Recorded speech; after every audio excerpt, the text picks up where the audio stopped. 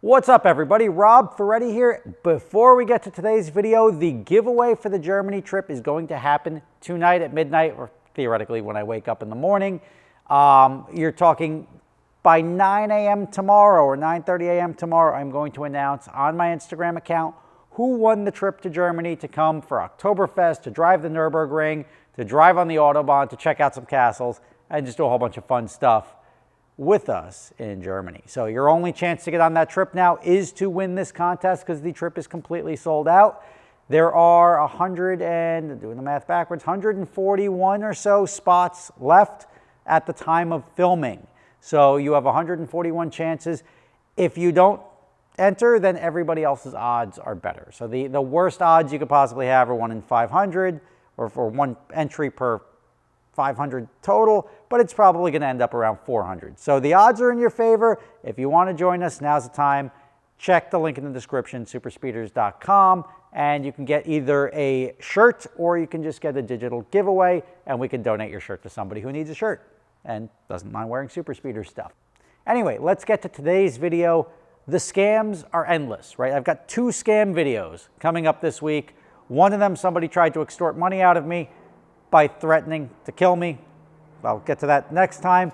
But this one is just, anytime there's an opportunity to defraud somebody, there's so many illegitimate people on this planet. It's multi-billion-dollar a year industry is scamming people out of money, and it's very frustrating. But this one goes not only to the scam, but to the worst industry in America, which I'll give you time to think about. It's the auto transport industry, the single worst industry that we have, because the only way the auto transport industry works is by everybody. Nobody's got enough customers to fill their trucks all the time. So you have to rely on this central booking system, which is Central Dispatch. Central Dispatch sucks. I don't know if you know, but I had a trucking company way back when, because I was so frustrated with the inefficiency and the frustration of dealing with these scumbag truckers. No offense to you truckers. Actually, I just offended. Yes, if you're a scumbag trucker, I don't like you. But truckers have the litany of excuses. They know they're never going to see you again. And I can give you stories for days about like needing to get a car somewhere and just paying 3x what it should cost. The guy shows up whenever he feels like it anyway. And then I got the cops there and I got to pay the guy the 3x that I promised to get the car off the truck. I mean, it's frustrating. Guy didn't deliver what he said he was going to deliver. I lost my rental. Everything that I spent extra for to get done didn't happen. He's like, whatever, pay me. So it's a very frustrating thing. But here, I did adventure drives over in the Rockies a couple of weeks ago, and I had a car being shipped from San Francisco to Colorado. Now, the broker, it's always got to go through a broker, right? There's all these bad actors in between. Like you got the broker, you got the trucker, you may have another broker in between the other broker and the trucker, you may have a trucker in between the other. It's such a hot mess. But I got a phone call from the broker and he's like, hey, just getting somebody scheduled for your car. Like, but did anyone reach out to you? I'm like, no, nobody reached out to me. And I was like, oh, okay, well, if somebody reaches out to you, just let us know. So fast forward, and I get it that the broker has to establish their value, and there's not going to connect you to the truck driver, because then you cut the broker out of the deal and they don't make their couple $100 or whatever their markup is. So here we have a broker letting me know that he's got a guy for the truck. So I get a call back from the broker's number later that day, right? Hey, got a truck dispatched. It's going to pick up at this address. Just want to confirm this information. And you're going to have to call this number. This is the trucking company. You're going to have to give them a deposit on the load, right? It's like $300 or something like that. And I was like, all right, no problem. And it came from the broker's number. Now, we'll get to that. So I'm like, all right, well, we got to get this truck moved. I call up the number. Hey, just calling up. Here's the load information the guy just gave me. Confirmation 1, 2, 3, 4, 5. Yep, I see it right here. Going from San Francisco to Denver. Yep, okay. All right, so just a $300 deposit. And then the balance will be cash on delivery. I was like, all right, no problem. That's all pretty standard stuff, but usually the deposit's taken by the broker to pay their fee, and then you pay the cash directly to the truck for a nice clean transaction. Here, it didn't work like that. And then the guy's like, all right, well, I could do Cash App, I could do Venmo, and anytime somebody takes like a non-refundable payment, it raises a flag to me. But I'm like, all right, well, this number came from the broker. They called me up, different guy at the company. It's not unusual. Let me follow this through. So the guy's like, well, do you have Cash App? I'm like, well, I don't have a company Cash App. And I have personal Venmo, personal Cash App. And he's like, all right, well, if you can send it Cash App, I'm like, can I give you a credit card? You can do a credit card, but it's got to go through Western Union. I'm like, all right, and truck drivers are very sketchy, right? Because truck drivers, you can give them a check, and they're like, thanks, you dropped off your car, here's your check. And the check bounces, and they're in the middle of nowhere. You're screwed. The transaction, they generally want some sort of secure funds. In this situation, the guy's like, all right. And I'm like, what, are you going to scam me out of $300 if you don't show up or whatever happens? I'll send you the $300. Send them the Cash App. I'm like, all right, sent. Oh, wait, it got rejected. And that's a huge red flag. Like, I sent the Cash App, I sent this guy the money, and then it got rejected. And I'm like, all right. He's like, well, here's another one. And I'm like, if Cash App flagged this dude's account so it can't accept any more stuff, I'm really concerned here. All right, something's too fishy. Let me call the broker up again and see if something sketchy is going on right now, because I've never had like a payment get rejected. Like the funds are there, I'm sending it to this guy, but it got rejected. And then the other account that he gave me, I couldn't find it, so he's going to send me a request. I'm like, oh, let me call you right back. I got a phone call coming in. It's my lawyer.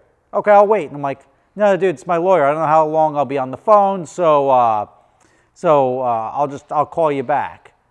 No, I'll wait on the phone. I got no problem. And that's another huge red flag. I was like, all right, well, whatever. So I just hang up on him because there was nobody on the other line. But I was trying to buy myself time to call the other broker. I call the other broker, and I'm like, hey, I just want to call. Did you guys call me a few minutes ago and tell me to call and give a deposit? No, we didn't dispatch that load yet. And I'm like, son of a gun, like I just almost got scammed. Luckily, Cash App had this guy's account flagged already.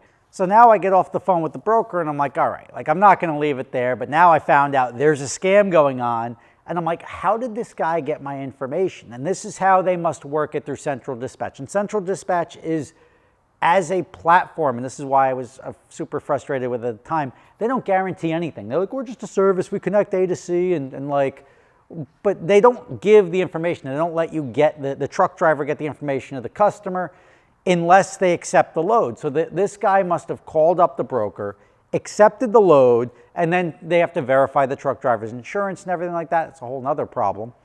But the truck driver accepted the load and said, look, I see he saw all the information then at that point in time. And then he starts the scam. And while they're verifying insurance before that the broker acknowledges and accepts the load, so they mutually accept the deal, this guy started calling around, spoofing the number from the transport company because you have the number for the broker, spoofing the number, calling the customer, and then trying to milk money out of me. And I was like, wow, it's a tricky way to go about things. So I'm like, I'm not going to leave it there. Let me just call this guy back up. Hey, buddy. Yeah, sorry, phone got disconnected. Oh, okay. You ready to pay now? I'm like, pal, I just spoke with the broker right now, and you're full of crap, effectively. And I know it's a scam. I'm not going to send you any money. So I just want to let you know I've discovered that. He just goes into like this, what do you call it, a racial tirade? You effing, like, Italian slur, this and that, and you came to this country. I'm like, dude, I was born in Hackensack, New Jersey. Why are you getting so angry? Like, I just told you I caught you defrauding me, and you're getting angry at me. Like, what, did I waste your time? Like, you almost had the $300 out of me, and that I would have never seen that money ever again. And you're upset about me. Why don't you just go out and earn an honest living? And these guys exist on Central Dispatch. You could just make new accounts and everything like that. It is such a hot mess of fraud. And the fact that people will defraud you out of anything. This guy's probably defrauding with these fake accounts that he's making 20 people a day, 30 people a day, making $6,000 a day with these, manipulating a system and not being caught in check, which is why his Cash App thing got flagged, which is why he had to come up with different ways. How do you avoid this, right? Like, it's frustrating. I called the guy out. Yay, Rob didn't lose his money. But how do you avoid this? First off, if you're a scammer, stop being a scammer. You're a scumbag. Like, I want you to get hit by a meteor. Is that like, can you wish meteor impacts on people? I do. Because there's nothing worse than everybody working their ass off and then being distracted by you defrauding them and then having to find a way to unscrew their accounts. My account's still screwed from the guy who wrote the fake check. Like, it's 90 days. My accounts are on hold with all this nonsense because somebody else forged a check. Like, that's the only piece of financial information they had was a check that I wrote to them. And I would have let the guy keep the $3,000 if I would have known that this would have been the net result of it. But stop with the fraud. If anyone ever looks to get paid through Facebook Marketplace, through anything that is a non-refundable, it seems like, even if it seems too good to be true or whatever, use your head. If some guy's account doesn't show up, it doesn't show up via name or email, second guess everything. Always verify if somebody says that you haven't spoken to before. If it's the guy like Mike, we'll use his name, Mike, the broker. If Mike called me up and it's like, hey, it's Mike, I got a truck, different story. But if Tim calls up or Bill or Joe or anyone else calls up and says, hey, I'm calling from this company, call and speak with Mike. Mike's the guy who was there, especially if they're asking you to give money or enter a transaction or send anyone else money that wasn't directly with the company that you hired. That's probably your best way of doing it. It's super frustrating. This should all be on Central Dispatch, though. I'll get into the actual transport story. It was such a nightmarish week for transport, and this is the smallest thing because this just wasted a little bit of my time and I didn't lose any money, but it's very frustrating. But then I had to call, and it doesn't make me look good to have to call the customer whose car it is and say like, hey, if somebody calls you asking for money, I know they said they were going to pick up the car yesterday, but if somebody calls you asking for money, don't give them money. It just looks sloppy. It makes me look bad. It makes everybody involved look bad because this guy is a scammer. So be careful out there. Watch out if you use Central Dispatch. I could go and make a 20-minute video on how Central Dispatch is the worst website that everybody has to rely on because a trucking company cannot operate. You don't have enough customers to stitch together trips independently. So you require these brokers, you require this central booking system to take all of this inventory and put it on the appropriate truck so the trucks can then be efficient. And that's a huge problem. That's the only way to keep costs in semi-regular space, but then you have brokers involved. It's just a hot mess. If you can drive your car, drive it, don't ship it. If you can rent a car, rent it, don't ship it. But if you have to ship a car, good luck to you. Rob Ferretti, thank you for watching, and I will see you guys on Instagram tomorrow morning to announce the winner of the giveaway. Again, superspeeders.com, your last chance to get in the giveaway. You're going to have pretty much a 1 in 400 chance of joining me in Germany and putting on a hat, eating a pretzel. That's how you say pretzel in German. Yasmin told me that. I've been saying it wrong forever. But there's good times ahead, and it's going to be a great time. Guess what? If you don't win this giveaway, obviously only one person out of 400 entries is going to win. There's going to be another one coming up because 9 days after we get back from Germany, there's a trip from Charleston to D.C., going through the Greenbrier in West Virginia, driving the tail of the dragon, back of the dragon, and all sorts of fun stuff in the Smoky Mountains. Stay tuned. Rob Ferretti. See you in the morning.